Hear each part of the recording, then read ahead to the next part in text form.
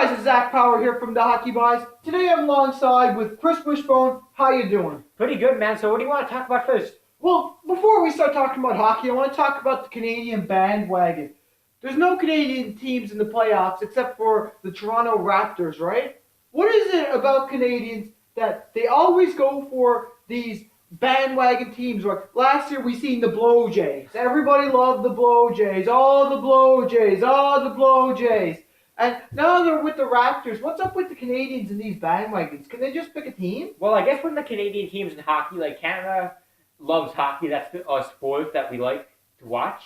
But when there's no Canadian teams in the playoffs, when the Canadian teams aren't doing good, you need someone to cheer on. I guess that's where the Blow Jays come in, where the Raptors come in, like these teams that have been so shitty for so many years. You know what I mean? Sportsnet released their stats that 68% of their ratings are down.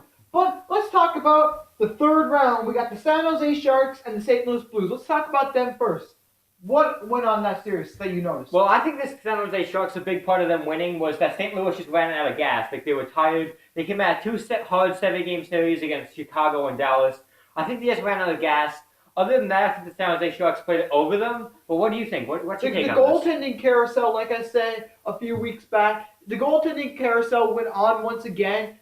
Jake Allen was in for a few games. Elliott, they don't have two dependable goalies, right? You can't go far with. I've noticed in past years you cannot go far without a good, solid goalie. You don't make it to the finals. Look at last year. We had Quick recently. We had Lundqvist. We had Bishop. We had Crawford. All these are half-solid goalies.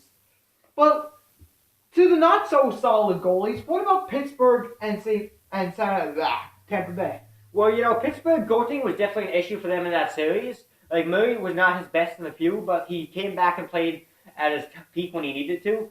I do believe that Pittsburgh outplayed them, but I'm surprised that Tampa didn't play better than they did because Pittsburgh just have no defense at the moment. So if Vasilevsky did not start and Bishop did, who would have won that series?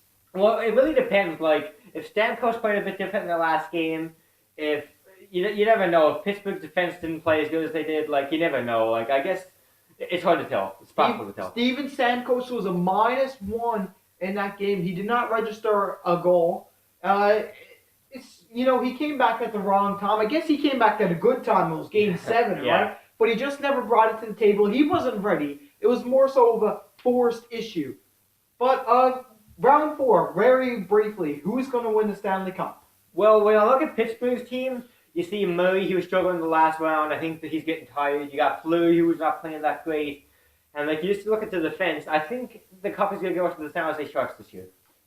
They had the more solid goalie, like I said, and that's about it. The broadcasting schedule, expect to see Doc Emmerich is going to have the call for NBC. There's a lot of rumors that Bob Cole will have the call for the San Jose and Pittsburgh series on CBC. Hold off for that. There's Finnish commentary on via satellite, and the Pittsburgh Bias Radio will be on the go again.